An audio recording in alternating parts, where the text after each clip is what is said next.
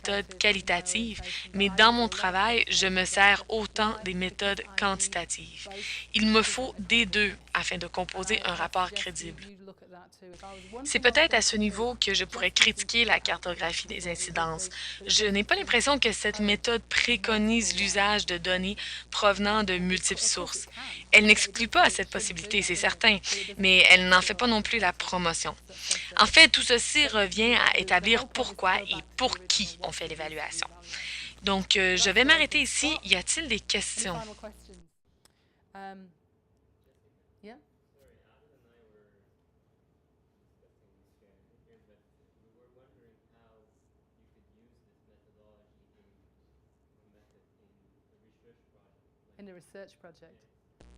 Pour un projet de recherche ou pour évaluer un projet de recherche? OK, pour l'évaluation d'un projet de recherche, on évaluerait vraiment l'efficacité de la propagation des trouvailles ou encore l'utilité des trouvailles de la recherche. Donc, la question viserait le changement qui a été engendré suite aux découvertes permises par la recherche. On peut aussi se servir de MSC comme outil de recherche, mais ça, vraiment, c'est une toute autre histoire.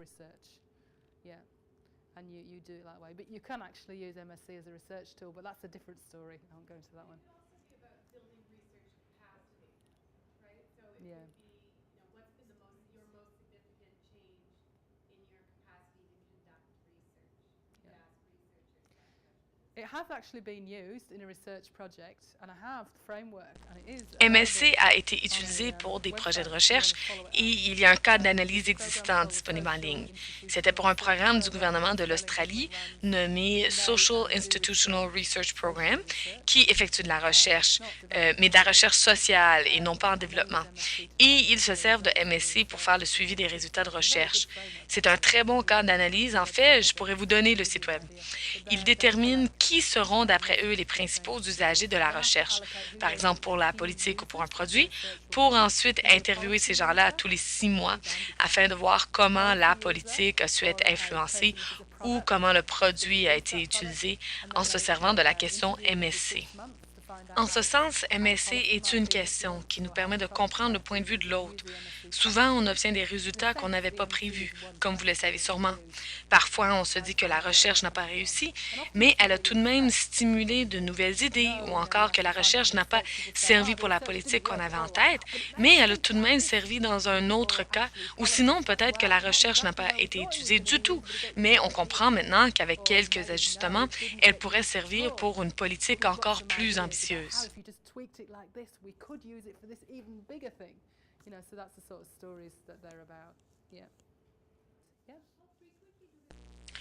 Une organisation très dévouée à la cause pourrait le faire à tous les 3 mois, mais sinon, il faut au moins le faire une fois par année. À tous les 6 mois, c'est ce qu'il y a de plus commun. On peut peut-être commencer à tous les 3 mois et par après amener ça à tous les 6 mois. On peut penser que ça requiert énormément de travail, mais souvent, en fait, il est question seulement d'1 heure et demie en réunion pour sélectionner les histoires. En plus, si la tâche est partagée et chaque personne recueille une ou deux histoires, alors c'est encore moins exigeant comme travail. Ça se fait très rapidement.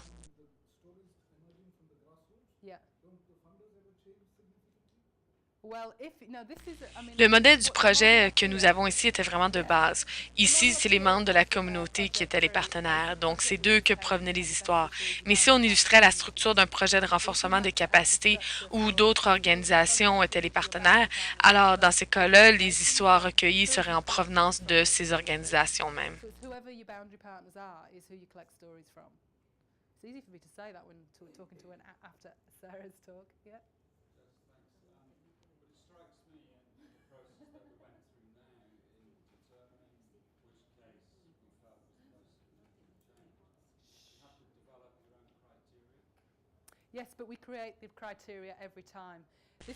Oui, mais de nouveaux critères sont établis à chaque fois. MSC est une approche délibérément inductive. Désolé pour le jargon, mais il y a deux genres d'approches. D'abord, les approches déductives, qui suivent le modèle scientifique avec une hypothèse qu'on cherche à confirmer ou à infirmer. Ce n'est pas la même chose avec MSC. MSC se préoccupe des résultats qu'on n'aurait pas pu prédire, des résultats auxquels on ne s'attendait pas. On laisse de côté le projet pour voir ce qui s'est passé sur le terrain. Il n'y a donc pas de critères de préétablis.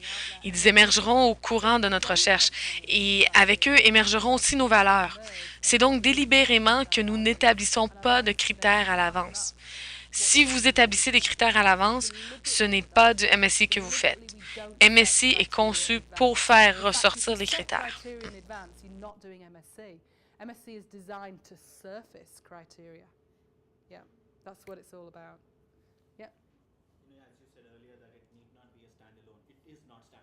Effectivement, on ne peut l'utiliser seul.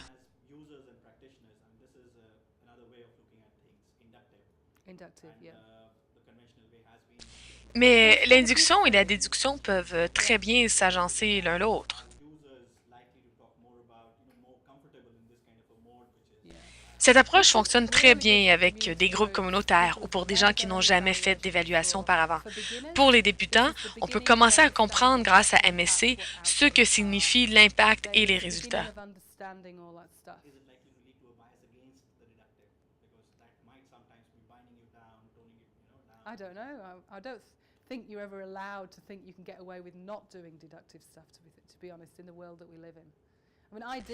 Je sais pas, mais je crois que dans le monde où nous vivons, nous ne pouvons nous passer des approches déductives. Ma compagnie ne fait que des évaluations. C'est la seule forme de consultation que nous effectuons.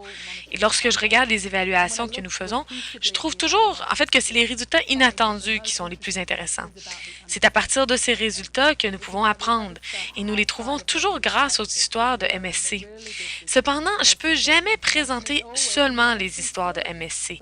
Elles doivent être accompagnées par des données quantitatives pour que les gens les considèrent valables.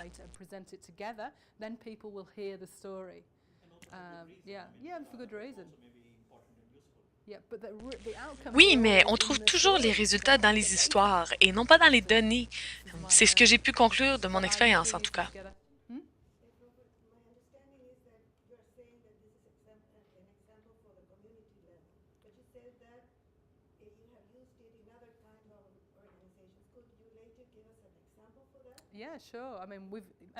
Oui, bien sûr. Oui, bien sûr. Plus de 300 différentes organisations se sont servies de MSC. Sans trop entrer dans les détails méthodologiques, une des étapes que nous effectuons est celle d'identifier les domaines de changement. D'habitude, nous avons 3 ou 4 domaines de changement. Je pense à Oxfam Australie, par exemple. Oxfam se sert de MSC, mais ils ne travaillent jamais directement avec les bénéficiaires. Ils font du travail de revendication. Ils travaillent en partenariat avec des organisations qui, elles, travailleront directement avec les bénéficiaires. Donc, lorsqu'ils recueillent des histoires avec MSC, leur domaine de changement est principalement celui de changement dans la capacité des partenaires ou les changements politiques.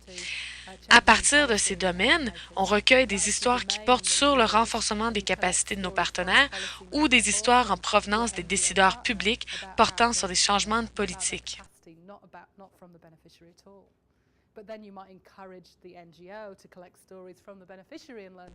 On pourrait par la suite encourager les organisations avec lesquelles Oxfam travaille à recueillir à leur tour des histoires à leur niveau.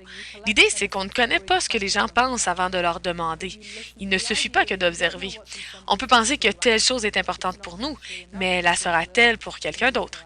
Il faut écouter ce que les gens ont à dire et à ce moment, on comprendra ce qui se passe réellement.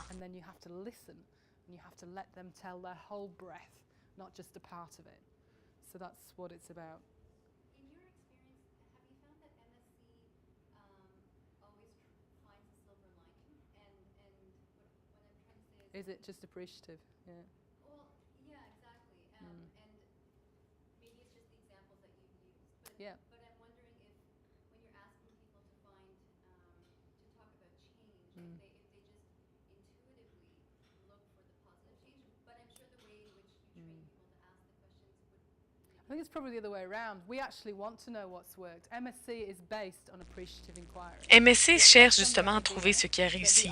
L'ancienne école visait à trouver les problèmes. Il fallait identifier ce qui n'avait pas marché et pourquoi. Mais la nouvelle école vise plutôt à trouver les succès et les réussites. Et si on arrive à identifier ce qui a réussi, peut-être pourrons-nous répéter ces succès ailleurs. Si dans le milieu du désert, il n'y a qu'une seule fleur qui pousse, alors allons trouver pourquoi cette fleur-là réussit à pousser. Effectivement, MSC cherche à savoir ce qui a réussi. Mais cependant, MSI n'exclut pas ce qui a échoué. Il est le